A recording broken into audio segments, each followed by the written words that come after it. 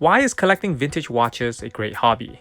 Hi guys, and welcome back to a new video with me, the Omega Enthusiast. There are many reasons for a person to start collecting vintage watches, and you do not need to be rich to own a vintage watch. Depending on the brand, a nice vintage watch can range from under $100 to over $1 million. I've learned to buy a watch for its condition over the years rather than just for the brand name. Use your hard-earned money to purchase a quality timepiece over several so-so pieces that will probably cost you a fortune to restore. People collect vintage watches as a hobby because they feel passionate, giving them enjoyment. Staring at a nice old watch is similar to staring at the fish swimming inside an aquarium.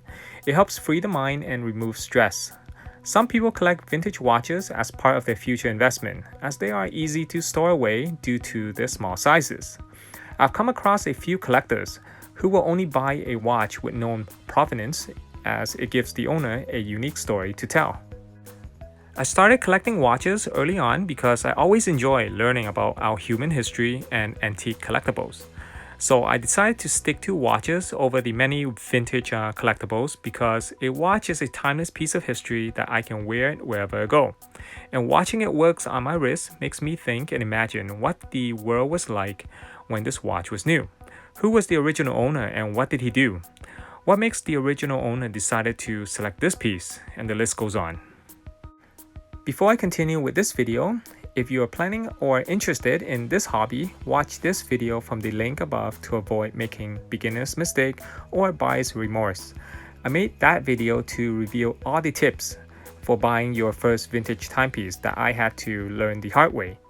Hit the thumbs up button below and subscribe to the channel if you haven't done so. You can also support my work on Patreon from the link in the description box below. Without further ado, let's continue with this video.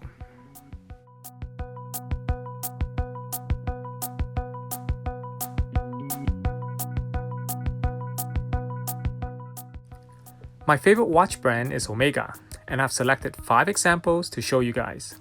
The first piece I have here dates to the mid-1950s and is a Seamaster model. What I like about this piece is the attractive dial and set of arrowhead hands. You may have seen a similar version of this dial on a Ranchero or a Seamaster 300, but seldom will you find one on a regular Seamaster like this. The case model 2846 is a pervasive model throughout the mid to late 1950s. However, the dial variation on this piece makes it very unique. Part of the fun of collecting a vintage watch is hunting down rare and unusual example.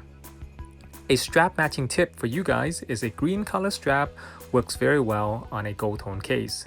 If you're interested to learn more about this case model, click on the link above.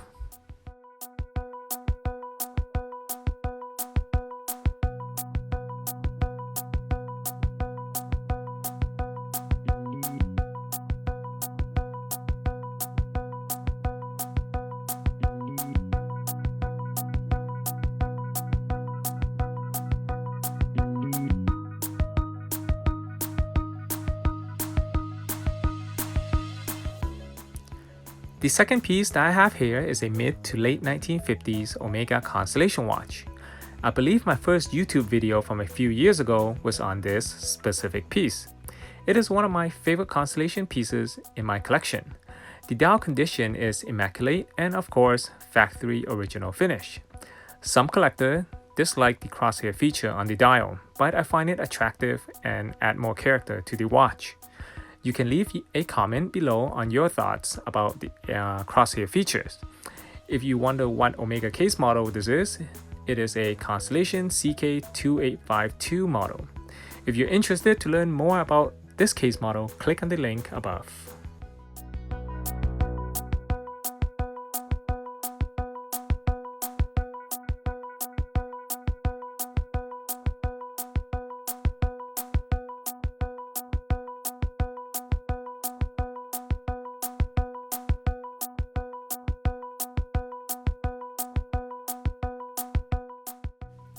The third piece is a 1960s Omega Constellation round case model.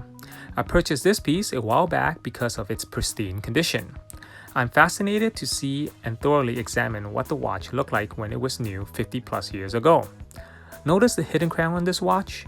Sometimes the crown on a watch can break off when it catches your shirt or pants, but that will not happen on a hidden crown.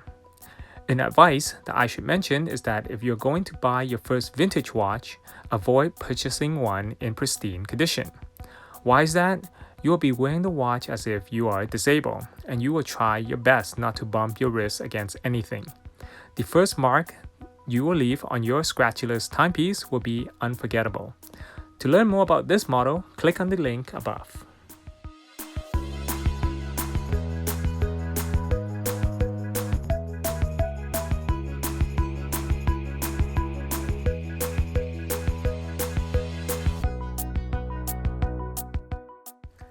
My 1965 Omega chronograph under case model 101.010 powered by a legendary 321 caliber is the fourth piece I will introduce.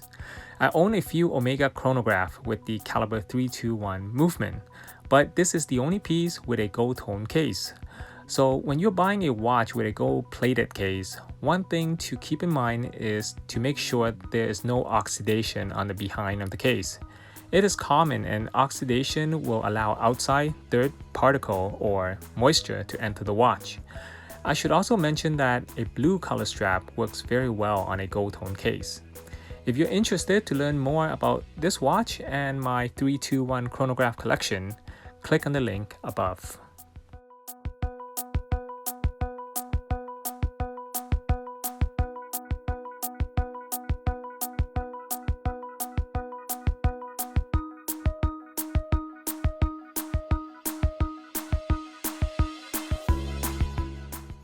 Lastly, the fifth Omega that I have here catches a lot of attention.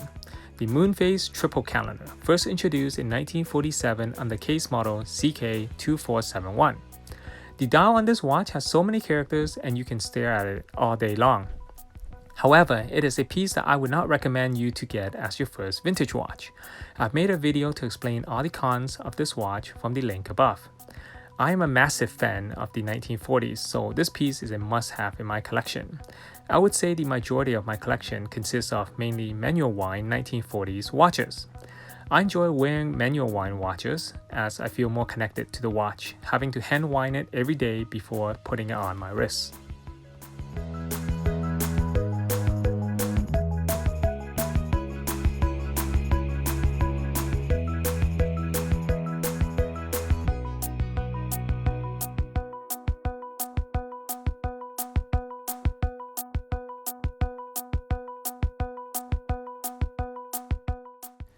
If you guys have made it this far into the video, thank you for taking the time out of your day to watch this video. I have two questions for you guys. Which one of the 5 pieces is your favorite? And why do you like vintage watches? Please comment down below in the description box.